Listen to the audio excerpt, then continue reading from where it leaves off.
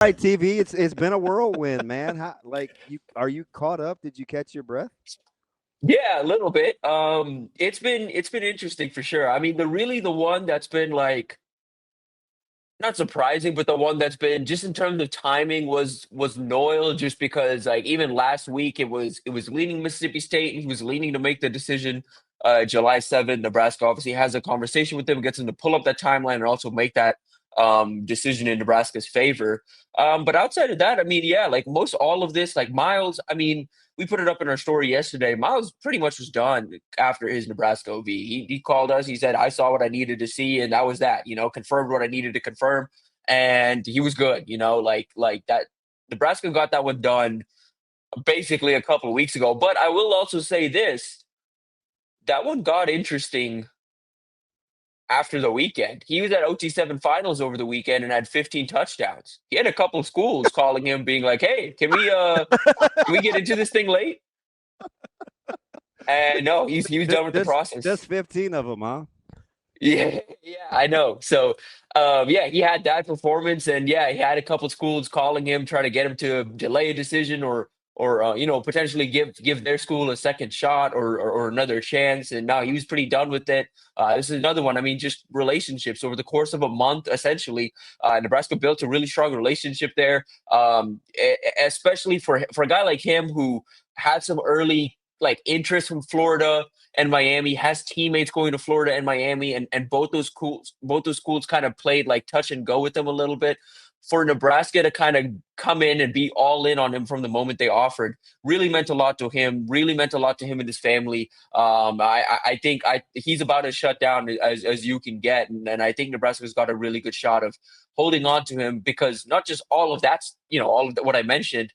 Cortez Mills and Ja'Cory Barney kind of took this guy under their wing. I've known this guy for a while, and are really just kind of pushing the Flobraska thing on him. So I feel good about Nebraska there. Odom's one where we'll just have to see. I do expect that one to continue into the fall. More on that in tomorrow's Timbits, but yeah, it's gonna be.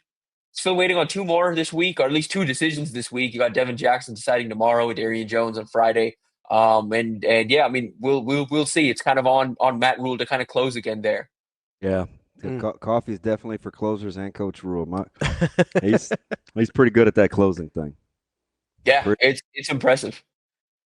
Tim, give me I know you like doing the evals here. When you see Larry Miles, and we can move on to, because I think there's some really other really interesting recruitment stories here as well.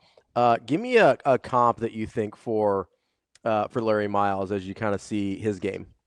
Yeah, I mean, like, I mean, one that just like really stuck out watching him, is just like it is just kind of like the guy that the staff Jakeelan Dana have had some success with. It's Tank Dell-ish, it's Ja'Cory Barney-ish, a guy that can win from the slot and outside. A long strider for a smaller frame, right around 6 foot, but you like the he way he gives kind me of. Percy Harvin vibes. Yeah, you could. Yeah, yeah, really shifty. Yeah, and it's like, yeah, he doesn't run through contact. He kind of runs around it, but he doesn't really lose that top end gear at all. And Um, he's not really He's he's not not like a a shake juker. you up kind of Yeah. guy like a Tyreek Hill, but he's very yeah, smooth and it can play the angles like Percy, like kind of sleek and bendy. I like his style in the open field. Hard to believe there are 7 guys ranked ahead of him in the slot in that state, but I mean, I guess yeah, yeah. it's I know. Yeah, he's one that I think especially as evaluators got that exposure to him over this past weekend, as he steps into a bigger role as a senior. Again, and keep this in mind, as a junior, he had 1,200 receiving yards playing opposite a borderline five-star receiver that went off to Florida, and Vernell Brown III, who's a freshman there, who also had 1,500 receiving yards. Like it wasn't, yeah, putting up numbers. they love him in Gainesville, that's for sure. Yeah. Playing with a talent. So, Tim, let's move on to one of the other big commits this week with Claude Impuma. That one, it seems like maybe surprised a lot of people with how it moved to Nebraska late. What do you know about how that all sort of happened? Yeah. So Florida kind of not took themselves out of it, but Florida was kind of in this first come first serve. And even if you talk to people down there, they don't necessarily love, like, depending on who you talk to down there, they don't love the order operations and things happen. Because if Claude was deciding earlier, they would have loved Claude over maybe one or two of the actual O line commits they got. But they kind of filled up at O line. They weren't willing to really cut a guy in favor of Claude, and so they kind of just took first come first serve. And so it came down to Nebraska and Auburn. Michigan, Ohio State, of course, involved as well. Were hats at the table, but neither one of the schools got him on official visits, and so it really came down to Nebraska, Auburn. I mean, there was some confidence on Auburn's end even going into late last week. They thought they were going to be able to come out on top. They had a more compelling NIL offer, and I think I reported here. Maybe it was just on our board or in the story. Auburn tried to get this done in like December, practically sight unseen. Like Auburn tried to just come in with a pretty sizable bag back in December and just get this done. And so yeah, I mean Nebraska obviously put together a pretty compelling offer, but this was another one where relationships, and I said it on Twitter, have to say it here too.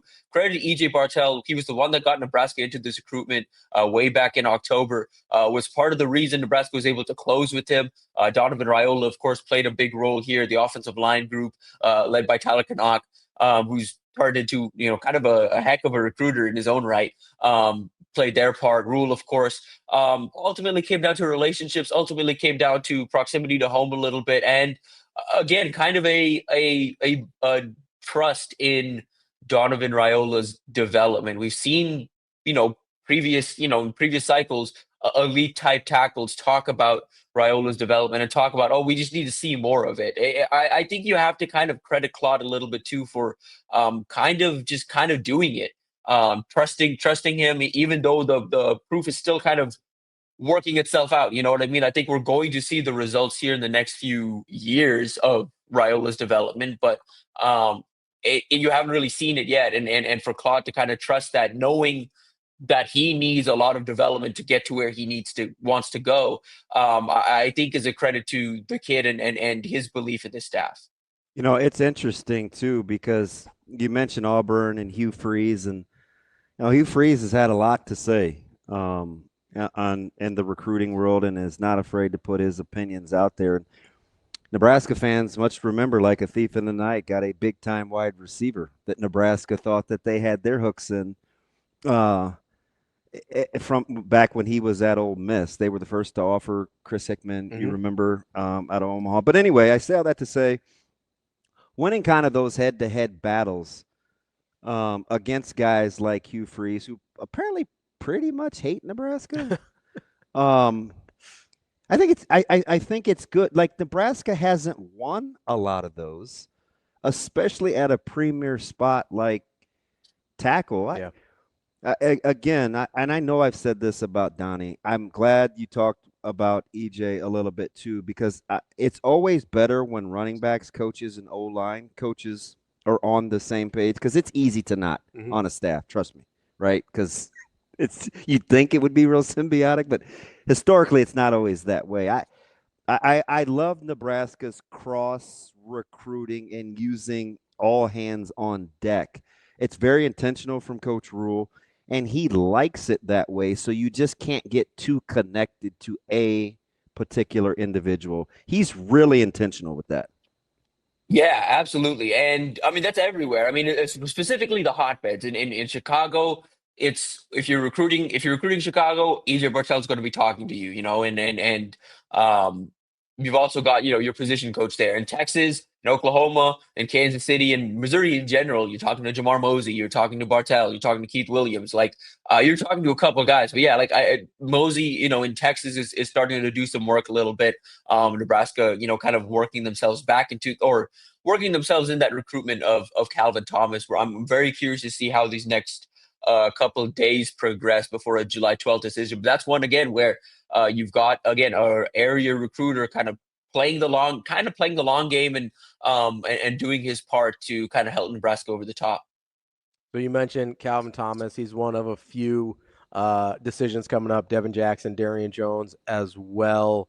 How do you think Nebraska fares in those? I know, I know some people still holding out hope for like a Valdensone as well. And like, how do you see these next few impending announcements going for Nebraska? Yeah, so Jackson's tomorrow. That one, just feeling Oregon. After talking to a couple people yesterday, he was at Larry Miles's decision. The people around him still kind of lean Oregon. We'll have to see if Nebraska can close over the next day or so. But this is another one. If Nebraska comes out on top, it's relationships beating out NIL. And with Darian Jones, again, still kind of there's more Iowa buzz than there is Nebraska buzz. Again, would kind of take a strong closing effort from Nebraska. I do like where Nebraska's kind of standing at this point with Calvin Thomas. We'll see if that holds. I do think SMU is going to try and make a push. Texas is obviously going to try and make a push. I don't really know where North Carolina stands in this recruitment anymore. They were at one point a school with some buzz here, have kind of dropped off a little bit, and I have not heard a whole lot linking Thomas and North Carolina as of late.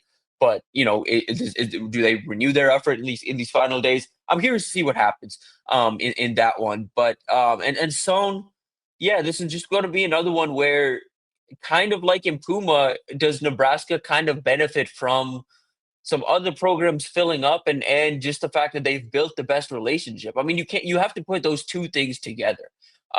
Like with Sohn, Georgia right now, I think, has 6 D-line commits. That's not to say they wouldn't take Valdensone. Last I talked, it sounds like he's still a take there, and they still very much would want him. Well, you think But you think even with Georgia, Sohn is the type of guy that if he says yes, you take him. yeah, absolutely. It doesn't matter where Somebody you get are, moved, even Florida. Yeah. you take Sohn. Exactly. And so I'm curious to see if that continues to hold true with Oregon, with Georgia and Florida, because Florida has a few D-line commits as well. And Nebraska continues to have the best relationship, have continued to be the school that has done things the right way in this recruitment. I don't know if that's going to be enough to put to get over the draw of the SEC. But if it is, then again, like, it would be a massive win for the staff, and I think probably the biggest win of the summer, even after coming out of a summer that's had a lot of big wins. So it's interesting, we saw the the tweet from Coach Rhule, and he's he's more out in front a little bit. The much ado about nothing. I still don't get it, and I don't want to relitigate it because I've kind of moved on past the bull in the weight room, and people thought that was a big deal, and I'm like, listen, man, it doesn't move my needle. Like, if that's apparently it works, right? So I'm for that. Having said all that, what do you think, or what do you envision year 3 Coach Rhule looks like? It's got to be different, right? Where he seems to be evolving into. He apparently likes this team because he's been a little different. He talks about the kids in the program defending year 3 in terms of the culture. He seems like it's going to start with him in defending year 3 in the culture. Like, he's going to take the lead on that and put his money where his mouth is.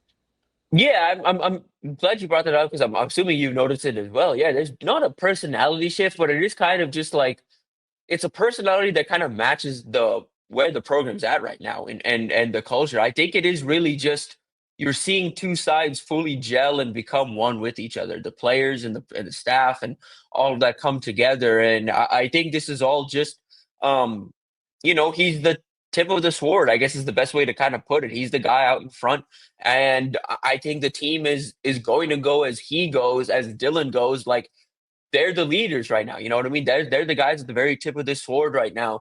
And I think He goes to bat publicly for this program. right, exactly. And I think part of this, in my opinion, is just having the trust on both sides of the ball. In Dana Holgerson has control of the offense. Phil Snow and John Butler have control of the defense. He is fully the CEO that he wants to be, leading this program, and it allows him to be a little more vocal because he has a ton of confidence in the guys running the show on both sides of the ball. Tim, I've kind of gotten the sense, we see different guys, whether it's like Dabo in the last few years or Kirby Smart kind of this year, talking about how none of his guys have been there for a couple springs in a row.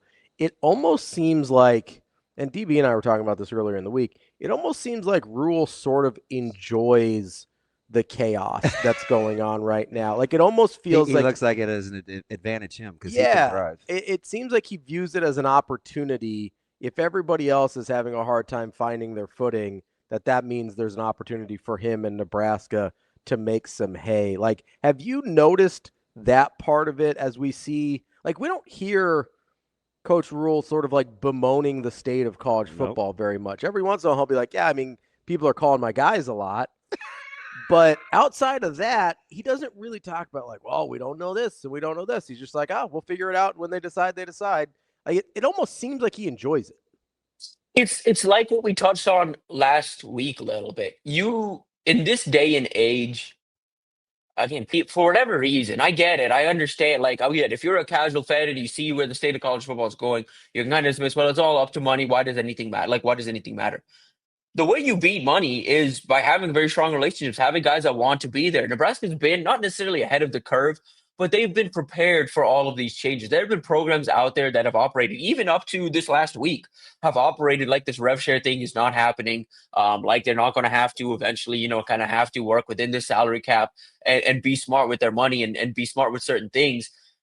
And Nebraska kind of just always operated like this, and so they can kind of approach recruitments, approach the current state with the confidence that they are going to stay consistent and they are working to the plan. When you know that everything's taken care of and behind the scenes, when you know that you have a GM that is aligned with you, when you have a program that from the top down is pretty aligned in their values and pretty aligned from a culture standpoint, you can kind of you can move with the confidence that the staff is moving with, and kind of do the things that they're doing right now, because again, they are very confident in the operation that they're running. Yeah, I am a huge.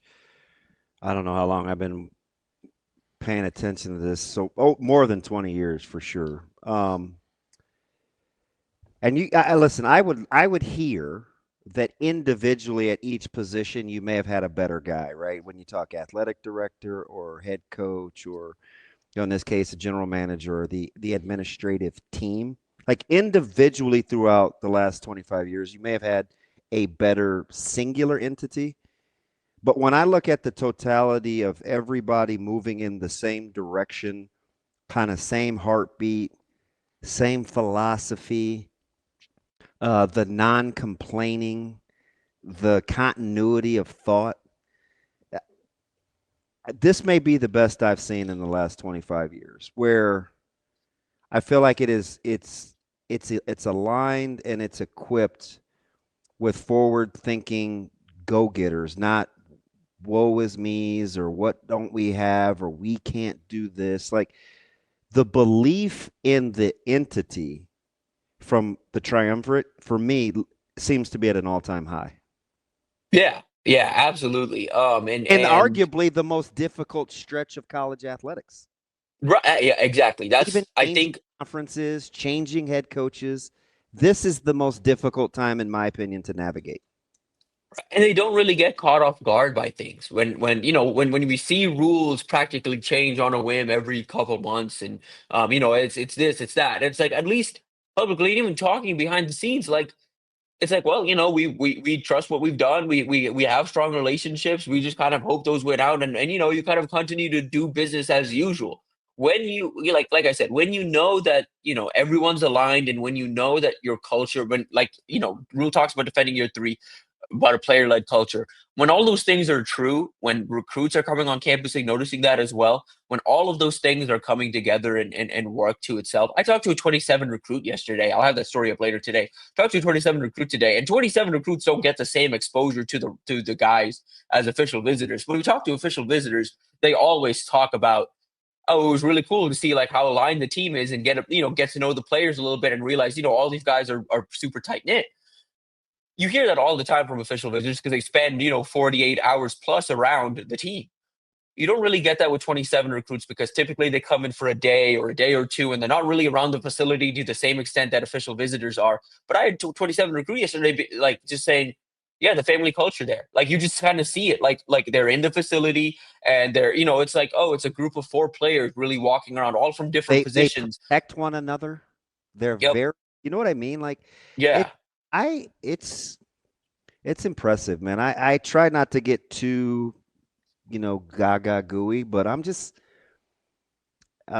just like the fact that they protect the house and they're doing it from the top down. Yeah. Yeah. It was really cool for me when we were at Indianapolis last week for the 5-Star Challenge. And I was talking to Trey just about the month he had at Nebraska, spending a lot of time around campus.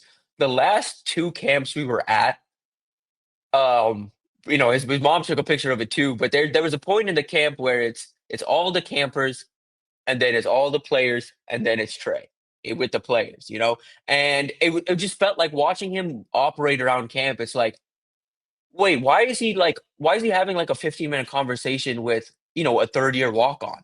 Why is he like he's so close with everybody on the team? I asked him, I was like, who are your best relationships now? And he's like, man, it's weird. Me and Jeremiah Charles are really close. I don't know what I have anything in common with Jeremiah, but we're really Listen, like is that not funny, JJ? Yeah. So you know what's funny about I'm a huge JJ guy. I don't know what it is. He's like Buford. He's like older Buford on steroids because Buford's like that too. Is kind of this grand ambassador, but JJ's kind of been through it too, and he's young, and there's a lot of expectations, and he's still a cool kid. You know what I mean? yeah. Lesser a person would have probably wilted a little bit, but I'm glad because But I will tell you this: Trey scared me last week when he said, Impuma wasn't feeling the love like he was from some other school. This dude literally Yeah, just, it was a brief put time. out a bat signal. All the arms. And lo and behold, man, it's interesting to have it watch unfold. Other people are now starting to believe as much as Nebraska does internally, and that's always going to be a scary thing. Yeah, and I mean the thing with JJ and just the DB room in general, it is kind of cool to see how close that room is, considering how competitive that room is. Like all those guys are fighting for playing time, and it's like, oh, it's cool. Like Jeremiah Charles, there's a chance, like he's probably going to play, but there's a chance he just loses out on like serious snaps Yeah, in I mean, fall you camp, got and Marshall, it's you got Khan, you've got who do I like to play? Amari Sanders. You got hey, listen, they got a lot of yeah. guys. They Harvard, got yeah, you got a lot of dudes, and that's the thing. Like, it's really cool to see how tight knit that room is. Like, you saw it during camp, in between reps, these guys are drilling together and just working on little things together. It's like you guys should hate each other. Like, there should be some like animosity there. It isn't really that at all. Tim, last thing for me here before we get you out. We've talked a lot about how it's going to be a small class, small class, small class. But if some of these start to go Nebraska's way, we could creep up to that 15, 16, 17 pretty easy. Like, is that something you think Nebraska's prepared for, where if, hey, all these go their way, they'll take the 16? I always thought 14 was the max, but it might not be. Yeah, I mean, just because I think there's a few guys out there that they're going to not make exceptions for, but they're going to hold a spot for and find a way to make it work. We've seen them find ways to make things work in previous years. I think there are a couple guys they'd like to make it work this year, and even coming out of the summer, I think there's a few they're going to keep an eye on. But yeah, like I think this next week and a half, seeing how some decisions go, is really going to shape how they approach August and beyond because I mean you're already starting to see guys start to figure out, okay, I want to get back out to some schools in the fall. I want to potentially continue my recruitment out into the fall. And so Nebraska's weighing all those things. I think again the big one I think is DB right now. You really look and see how they close with Devin and Darian. If those two don't go their way, do they expand the board? Do they just kind of go all in on like a Sure. Tadarius Hughes? I'm curious to see how they move forward. Yeah, you know what? I just get the sense they're not going to panic. I think they like their room. Yeah, I agree. And they're young. I mean, they're super young there. Like that's why it always felt interesting. Like when the reason they made Danny Odom specifically such a key priority is that's a kind of cover corner type that they're about to lose in the Sierra right after this year. They need that kind of guy to come in that is just a pure cover guy, can track the number one guy, and Danny is that true like kind of dominant cornerback one that you kind of go all in for, which Nebraska kind of did. That's our guy, Tim Verghese, Inside Nebraska. Tim, appreciate the time. As always, enjoy the holiday weekend. Yes, sir. Y'all too. Appreciate y'all. Thanks, Stevie. Again, you know, I've liked individual pieces. Like I was a huge Bill Byrne guy, right? Obviously, Coach Osborne, fantastic coach. You've had great athletic department staffs that were kind of singularly led. When you talk about in its totality, you may have had greater individual pieces, but collectively watching Dannon and Rhule and Dr. Ilza and you've got a new general manager and Pat, like the movement of navigating this is about as same pagey as I've seen. I don't know how it like lends itself to wins and losses, but thinking collectively, I haven't seen it. Because famously, as great as Bill Byrne was and Coach Osborne individually, Got butt heads collectively wasn't always copacetic, right? Yeah. So I am defending the brand and loving the brand is huge.